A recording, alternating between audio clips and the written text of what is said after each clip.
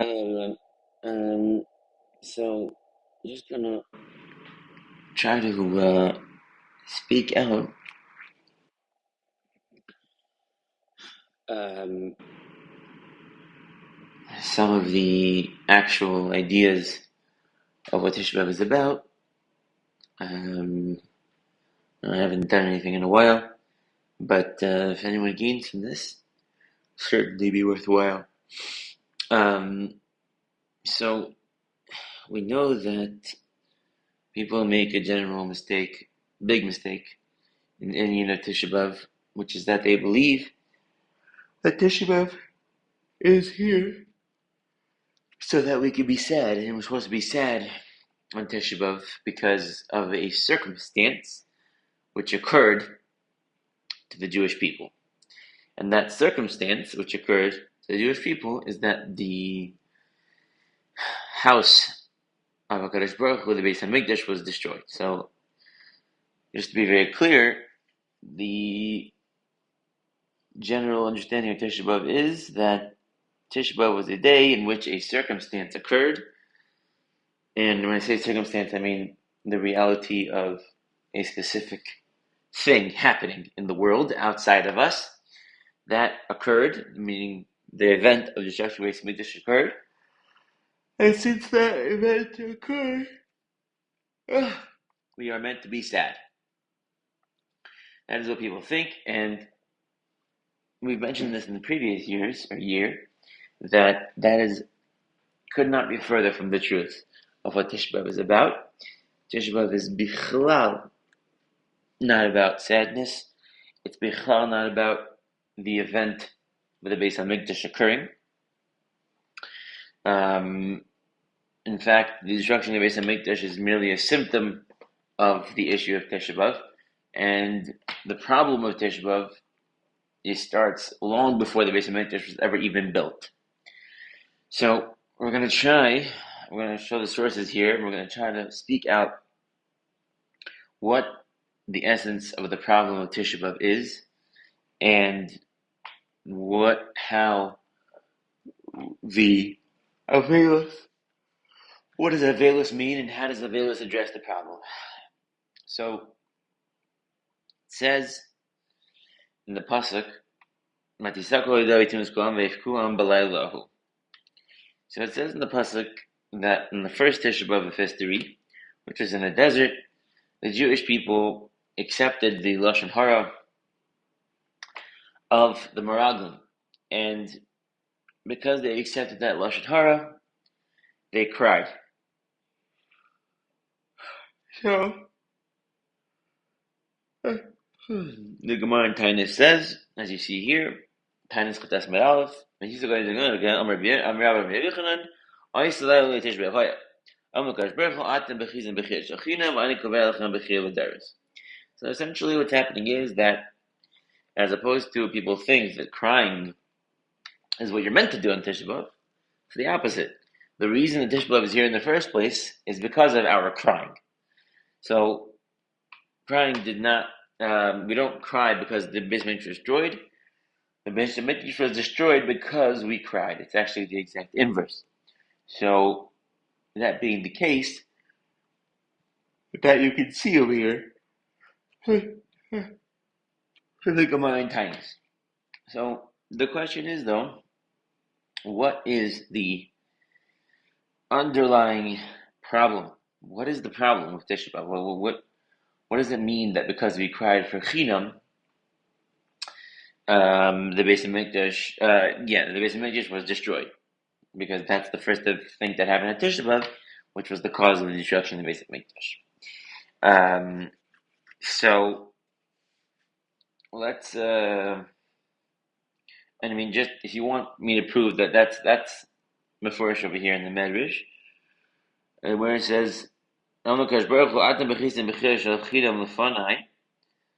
Ani Ekbachim Lederes, when Oisa Shah, this is Mefurish Medrash, from that time, Nigzir al Beis HaMikdash Shetischarev. It was Nigzir on the Beis HaMikdash that it be destroyed, Kedei Sheyiglu Yisrael V'nim Yisrael, so that the Jewish people should be going to Galus. Okay, so You see before in the Medrash that the Beis Hamikdash was going to be destroyed already way before, from the first Tisha B'av, which was in the Midbar, and the problem there was the Bechiyah Shel Chinam. So the question is, what is the Bechiyah Shel Chinam? But before we come to define the term Chinam, I would like to just show you how encompassing this theme of Chinam is. And that comes from, we know that the reason why the second Beis Hamikdash was destroyed was because of Sinas Chinam.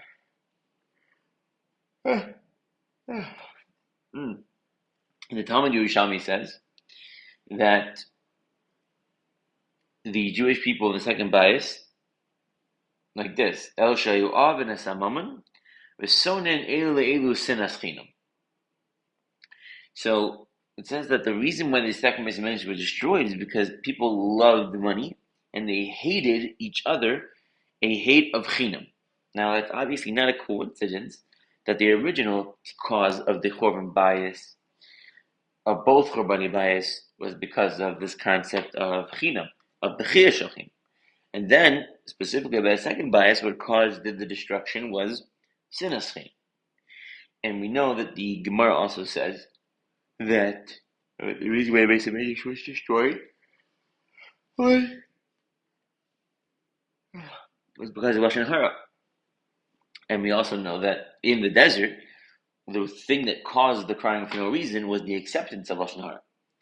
So really, none of this is a coincidence. And in fact, it's a very, very clear that this concept of Chinam is the underlying problem of both Beis Hamikdash being destroyed.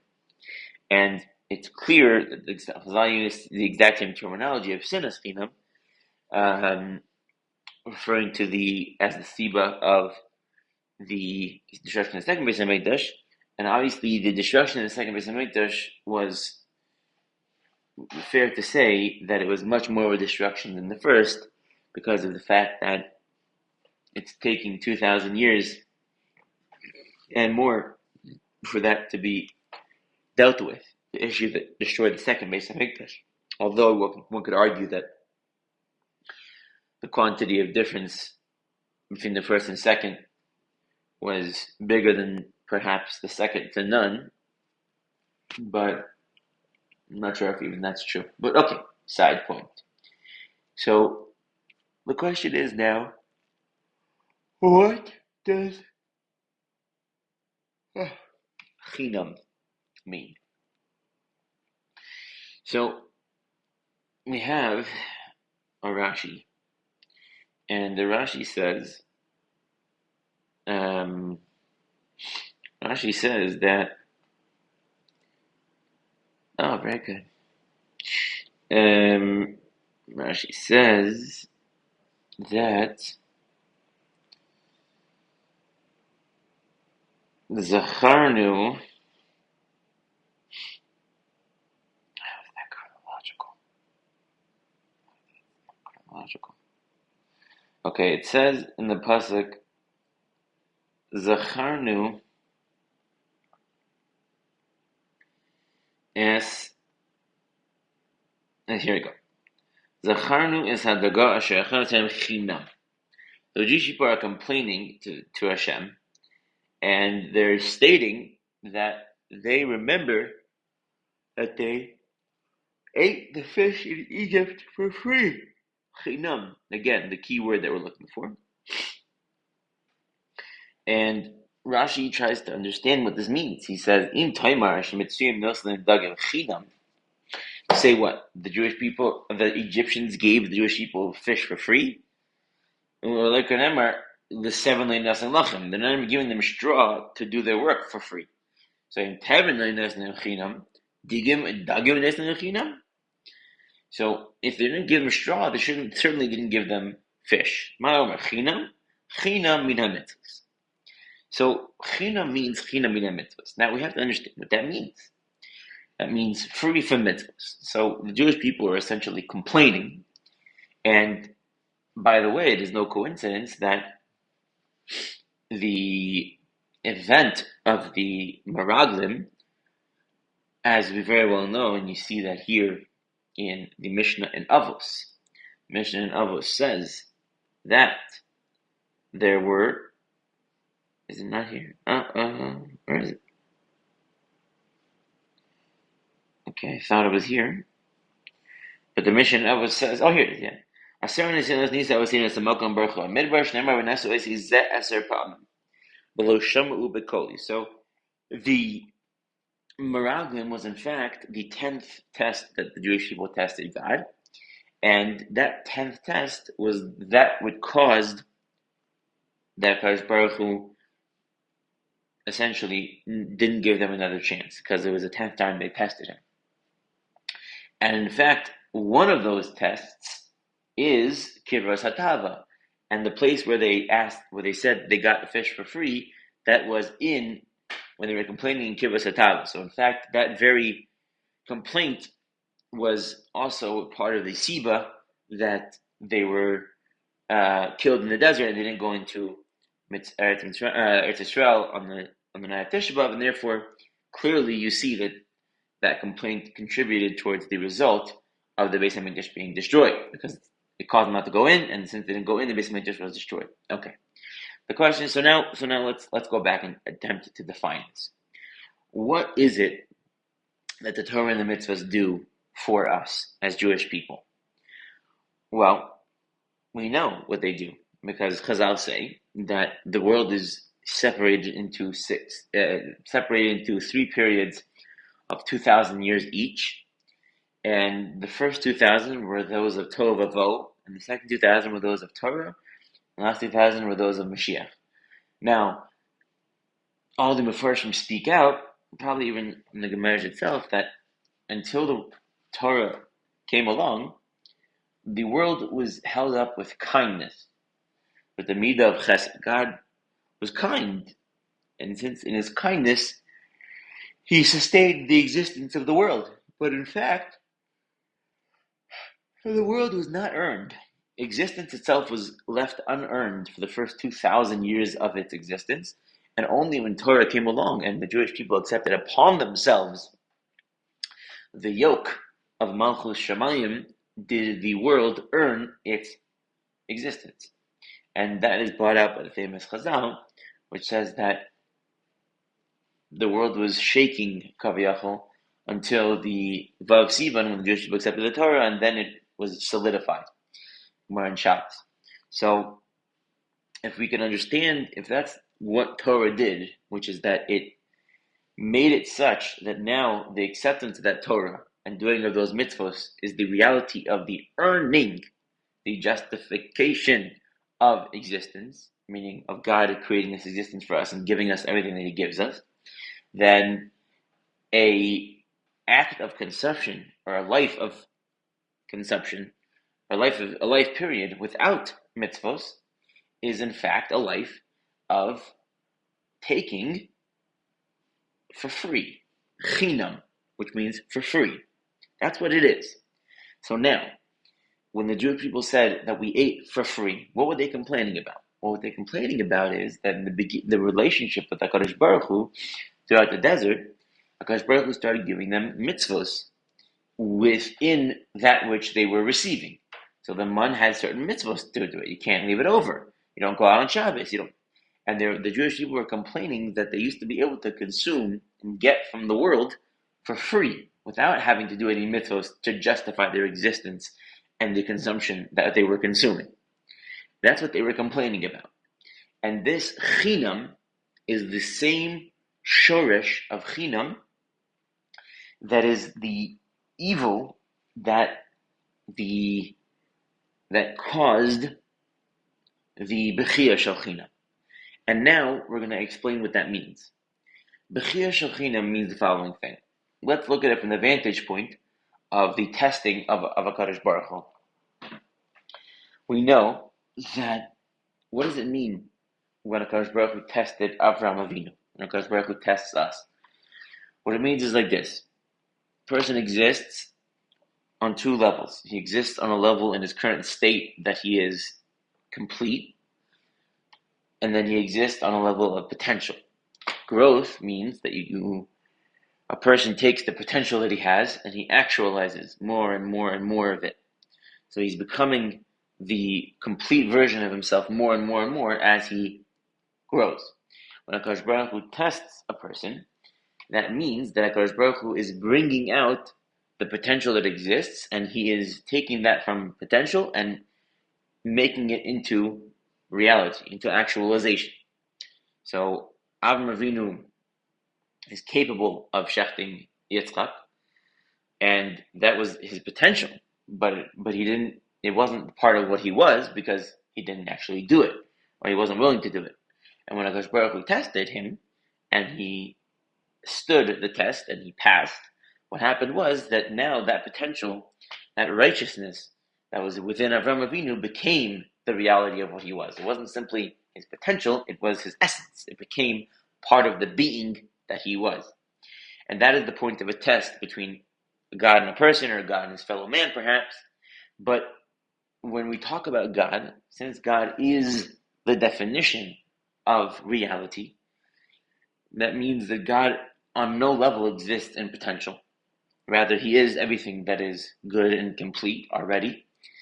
So what it means to test God is that every time the Jew tested God in the desert, what was happening was that he, in fact, was actualizing the reality of his own self-definition as being distant from God. And this is really, if you look at the actual 10 tests, the Gemara Erechen speaks out what the 10 tests are. All the 10 tests are continuous behaviors and modes of self-expression in which the person would only express himself that way if he took it as an assumption that God did not exist. So, a few examples are the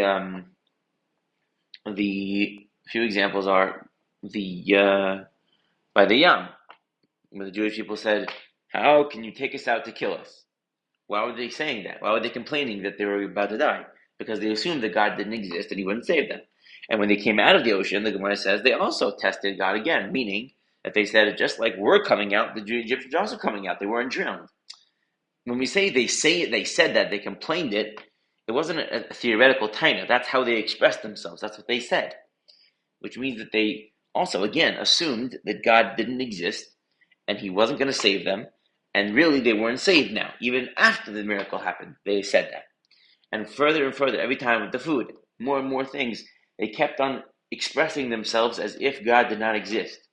And when they did that over and over and over and over again to the 10th time, what happened was that they solidified the beings that they were in a manner in which the beings that they are no longer take God as a possible factor of reality in their lives. That is the definition of the 10th test. And what that's actually called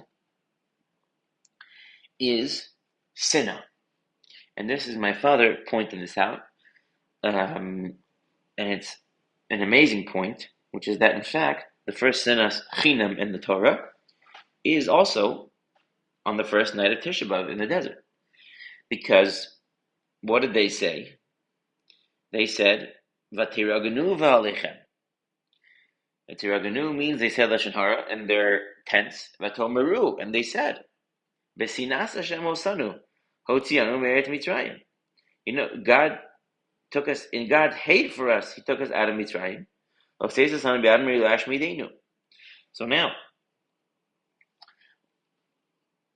we have to be makdim, and also we've said this in the past, that sinna does not mean what it means in English. Sinna in English means I have a strong feeling of negativity towards another person.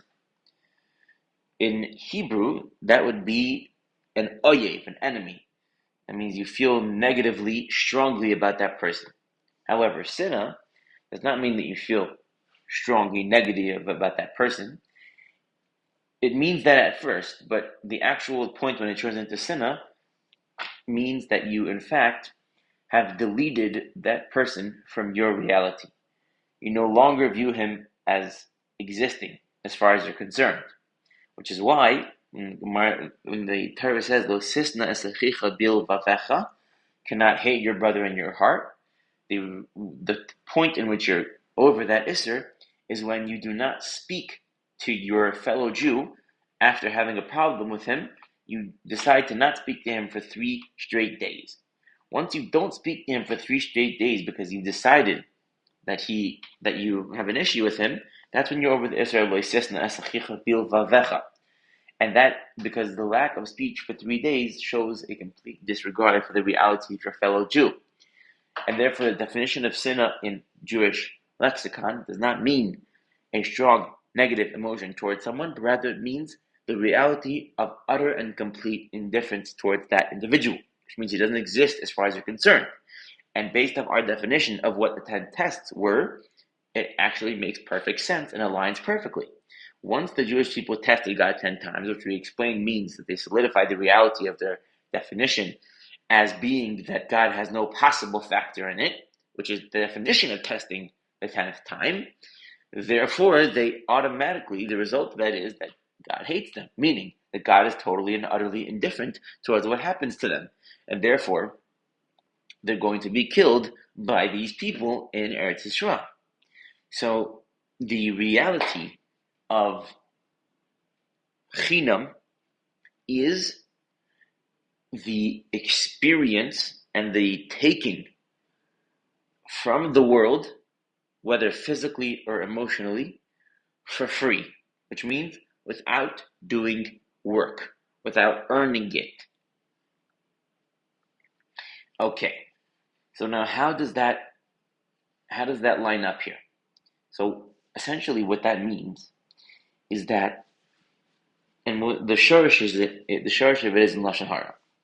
And you've explained this in the past, that the way Lashon Hara works is that when a person says Lashon Hara, the pleasure that he's experiencing is a pleasure which is rooted in Ra, in evil. That's why it's called Lashon Hara, language which is evil. And what that means is, in fact, that there is 2 options for how a person could construct the reality of his being. And this refers to emotionally and philosophically. And that is that a person can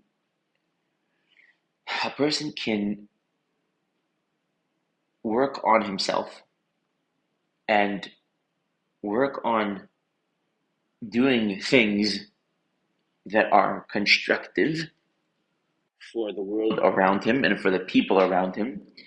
And through the constructive acts that he performs, he then gains a sense of self and a sense of self-esteem.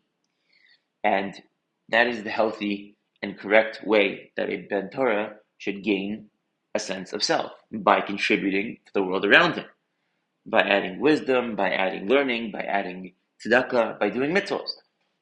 And that is not chinam, that's the opposite of chinam. And that is the way that a healthy Ben Torah, in fact, gains and constructs the reality of his being.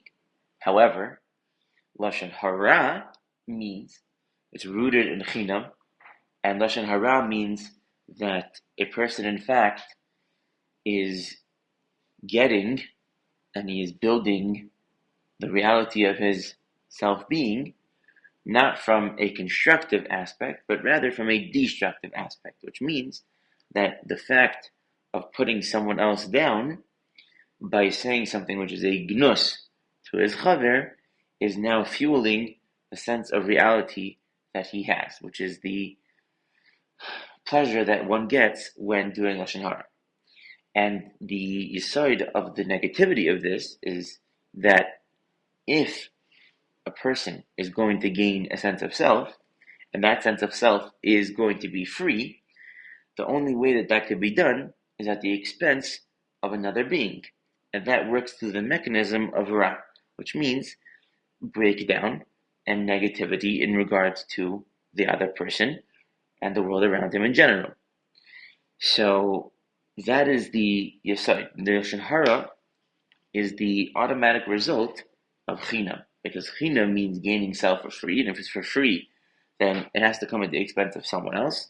And the only way to gain self at the expense of someone else is through the mechanism of ra. And ra means evil, which means the destruction and breakdown of that which is around a person.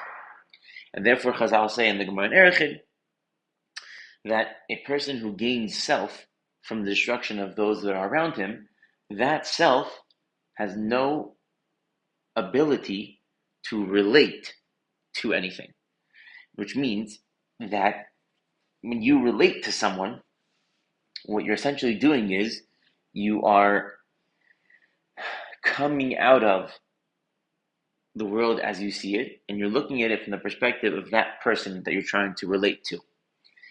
And that is only possible if you have constructed a sense of self which comes from building the world around you and building other people, and then that sense of self is able to relate to the world around it, because that's what it's doing, that's what it's gaining from. That's the most normal way of getting a sense of self. If you're a doctor, it means you heal people. If you're a lawyer, it means you help people with this. If you're Ben Torah, so you're teaching Torah. These are the things which allow a person to relate to the world around him when he is gaining a sense of self from the reality of contribution to those people who are around him. But if you gain self from Ra, it is impossible for there to be any relationship to the world around you. And the way that this is brought out is when Chazal say that the sin of Lashon Hara is equal to the doing of all three of the most serious sins in Judaism, which is Gilui Arayah, Shvichas Dam, and Avodah Zarah. And we said many times that each of those sins represents a breaking point of extremity of the three relationships that a person is required to have in this world, which is between him and himself, him and God, and him and his fellow man. And when one does those three averos to the extreme, then he breaks down his ability to relate. And when he can't relate anymore, then there is no point of him being in Eretz Yisrael. And the question, therefore, when someone does Lashon Hara, which means that he constructs the reality of his being from the breakdown of another, that means that he can't relate. He no longer has the ability to actually relate to anything. And since he can't relate to anything, it's as if he did all three cardinal sins, because that's the result of doing all three of those cardinal sins. And therefore, he is, that's why the destruction of the Beis HaMikdash happened through Lashon Hara. And it also happened through the doing of the three more severe sins. Because again, the point, even in the Beis HaMikdash Harishon, that the fact that it was destroyed because of the three grave sins, the point is not that it was because of the severity of the sins combined. It was the fact that they did all three cut off their ability to relate. Now, since their doing of all three came from a place which was revealed, in other words, it came from a place of taiva, meaning that the people had taiva, and their taiva drove them to do all these three cardinal sins. Since that's true, that issue of taiva had the ability to be fixed within a span of 70 years. But and that's why the first Beis HaMikdash was destroyed as well, because they did all three things. They cut off their ability to relate, and therefore the Beis HaMikdash was destroyed. The point is that the Beis HaMikdash gets destroyed when the Jewish people no longer have the ability to relate to HaKadosh Baruch Hu, and that happens when they cut off their ability to relate, period, which means that they don't relate to themselves, to their fellow man, and to HaKadosh Baruch Hu, obviously. Now, therefore, the Gemara says as well in Talmud Yerushalmi that sinas chinam, again, not a coincidence, chinam is also kasha is sinas chinam sheishkula keneged avur zar gilei shvichas dam. Again, you see a very clear theme. Sinas chinam is also, and it's for the same reason. Now, what is sinas chinam? and we also spoke about this last year, it's very, very clear. Sinas chinam means that a person doesn't mean hating for no reason, which is a childish understanding. It means that a person takes a value, and that value is a value which was not prescribed by the Torah and by God as being a value, and he essentially makes that value the essence of what he is. And this is really what happened when they cried for no reason.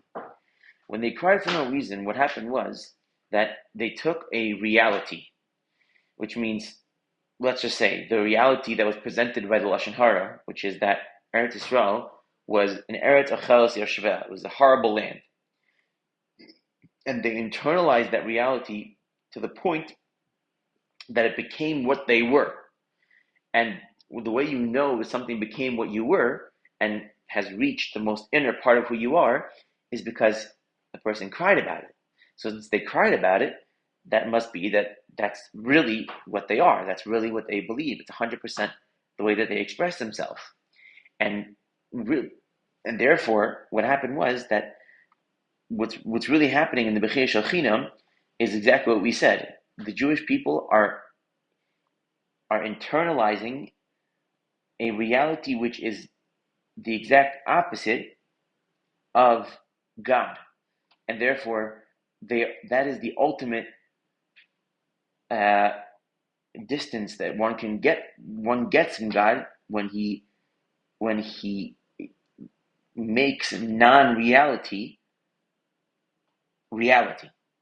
He gives reality to a non-reality, which you do by crying for chinam. And the advantage of that is that it's a free way to earn a sense of self-expression. That's what it is. It's easy feelings without having to earn them.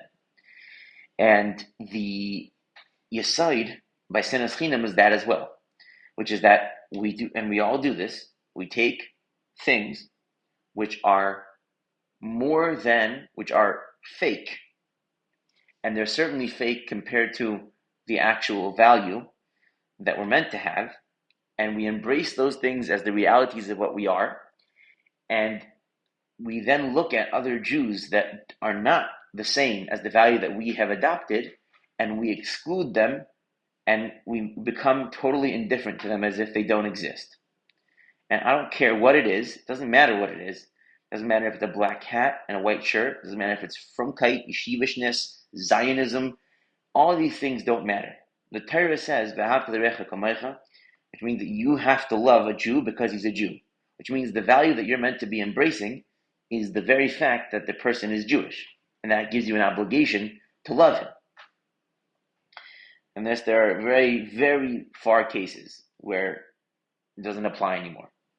The Gemara says, Yisrael, etc. And therefore, when we take a value, whether it's Zionism, whether it's a black hat, whether it's frumkeit, whether it's, it doesn't matter what it is, and we say, okay, this is what we are now, and we then exclude from our existences, meaning we don't care about, we're not gairis, and we're totally indifferent to those people who are not the same as we are. That's sinas chinam. That is the definition of sinas chinam, and that is the cause for the Beis HaMikdash being destroyed, because it creates perid, which is separation among the Jewish people. And it's easy to say, I'm wearing a kippah sruga, and therefore I am now valid because of my kippah sruga, and if you don't wear one, you're not part of my circle. It's easy to say, I wear a black hat and a white shirt, and therefore, if you don't wear those things, you're no longer part of my circle, which means that you are gaining sense of self by erasing the existence of a fellow Jew who doesn't share that sense of self that you decided, which is a false sense of self. And in fact, it's easy. It's chinam. It's easy to wear kippah sruga. It's easy to put on a black hat and shakel. It's easy to do these things. These things are not difficult. They're not you earning the sense of self that you're getting from these things. If you gain a sense of self without putting in a tremendous amount of effort, that is chinam. and therefore sinas chinam, bechia shel chinam, and lashon hara, and zacharnos hadaga shechan mitzrayim chinam are the underlying problems of the Jewish people, which is embracing false realities in order to gain a shortcut to gaining a sense of validation. That is the whole entire problem. That's the problem. If you want to know what is the problem, why is Tisha B'Av? Why is the Beis Hamikdash get destroyed? Why did this happen? It's because the Jewish people, since the first Tisha B'Av in the desert for thousands of years, have been doing the same thing, which is that they have been taking shortcuts to achieving a sense of self, and they have been embracing and internalizing non-realities, and they have been putting those non-realities as actual realities. And in the first Beis Hamikdash, that happened mostly through Avodah Zarah. And in the second Beis Hamikdash, it happened through money, which was the cause of the fact that they embraced the fake realities. And that's what the Yerushalmi says, that they loved money and they hated themselves, each other, sinas chinam. And it is extremely, extremely clear that this is the whole problem. And the solution to this, obviously, is to have, the solution to it at first is what HaKadosh Baruch Hu did, which is HaKadosh Baruch Hu made what's called a bechia l'doros. A bechia l'doros is not arbitrary, and it's not an arbitrary midah keneged midah, but in fact, it's the solution to the problem. And when a person embraces a non-reality to the point that he cries about it, he is living, and his entire essence is in a state of complete distance from HaKadosh Baruch Hu, from actual reality, which is God. In order for him to get to HaKadosh Baruch Hu now, he has to come out of that state of fakeness and of non-reality and of easy earning, and he has to pay a price for that which he is. So, therefore you have a Holocaust, therefore you have October 7th, therefore you have Yisurim the Jewish people go through in order for them to have a Bechia, which is now about something, but the point of it is not that it's about something. The point of it is that it is now paying an actual price for what it is that you are, and that therefore gives real meaning, real closeness to HaKadosh Baruch Hu, as opposed to constantly falling back on a default of a fake sense of reality to provide for a sense of self, because we're too lazy to do the actual work that it takes to earn sense of validation. And in fact, this is what avelus means. Avelus doesn't mean being sad, which is the most ridiculous thing. Rather, avelus comes from the word aval, and aval means but. And but really means that avelus is a time of addressing underlying mitzias of a situation, just like when you use it in English. Everything was good, but what that means is, let's get down to the crux, to the essence of what is going on here. And that is the point of Tisha B'Av. Tisha B'Av is the point, it's to get down to essence, which means stop living on fake realities to fuel what you are. Don't do it. Stop doing it. Whether it's sinas chinam, bechira shel chinam, lashon hara, all these things that still exist, that we use as crutches and as fake fuel for ourselves. And avelus is meant to wash that away and to make you come to terms with the underlying reality of what you are, which is the things that are actually important, which means we're all Jews, which means we all believe in HaKadosh Baruch Hu, which means we all have to love each other and take care of each other and try to get each other to be the best that we can be. Those things are the values that actually matter. Etc. And avelus is that very idea.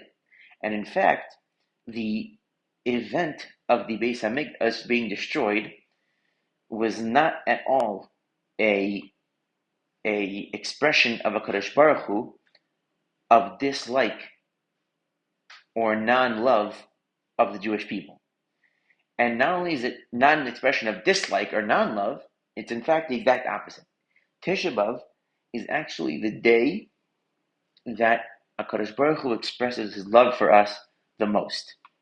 Not only is it not the opposite, it's exactly the opposite. Tisha B'Av is the day where God expresses his love for us the most. And in fact, I saw in a sefer, I don't remember who it was, he says that Av means father. This is HaKadosh Baruch Hu is our father. The entire month is HaKadosh Baruch Hu loving us as our father. But how do we know that that's true?